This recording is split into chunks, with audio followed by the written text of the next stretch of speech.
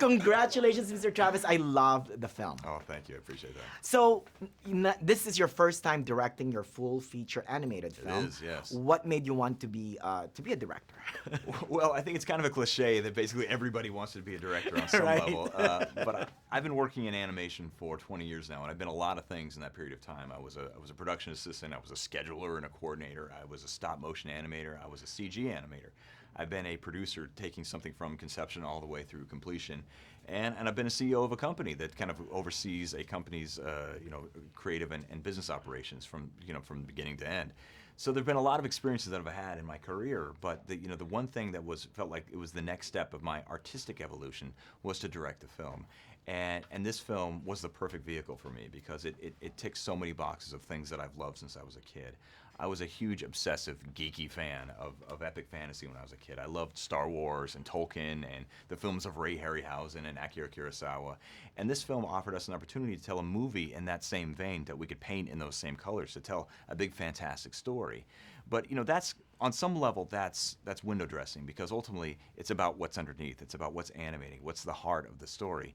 And for this film, I saw a lot of my own personal experiences reflected in the journey that Kubo goes on, and that's really what inspired me to take this role for the first time.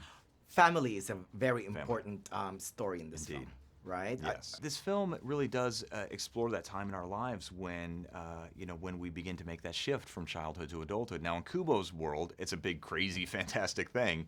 In our own lives, I think oftentimes those things are a little bit more mundane and more gradual. But every single person goes through that change. Every single person goes through that moment where they're a kid, and as they're growing up, they become something else. It's a process of transformation.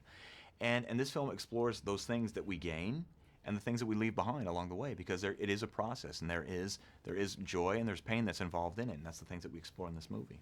And your cast is amazing. They're pretty great. Matthew. Yes. Right? Yes. I could not help but write it down. I'm like, oh my God, this is a great cast. It's, you take a step back and you look at that cast, and some of the finest actors in the entire world, and I cannot believe how blessed we are as filmmakers that they wanted to be a part of our movie. But I think that it's a tribute to the story, to the movie, that they saw something of themselves in this story, that they, pretty much all of them saw an aspect of this story, an aspect of their own family life that was reflected in this tale. In fact, when Matthew was reading the script, he read it as chapters, essentially, to his children as a bedtime story. Wow. And so I think that all of us, come from all different places of the world, and we have different experiences, but that one thing that united us is that experience of family. And I think that's what this film deals with, and these incredible artists brought it to life with their voices. When I first saw the trailer for this film, the one thing that stuck with me the most is Kubo. Yeah. That word Kubo. In the Philippines, it means nipa hut. Do you It know means that? what? Nipa hut. It's a hut. Oh, Yeah, made out of nipa. really? Yeah. Wow. Isn't that cool? And it's amazing. And, we're from Asia. Yeah. It's Philippines. It's like, wow. No, well, I did not know that, but that's interesting. There you go. You learned something new today, Mr. Indeed. Travis. And that's my story. Okay, excellent. Thank you. Great to see you.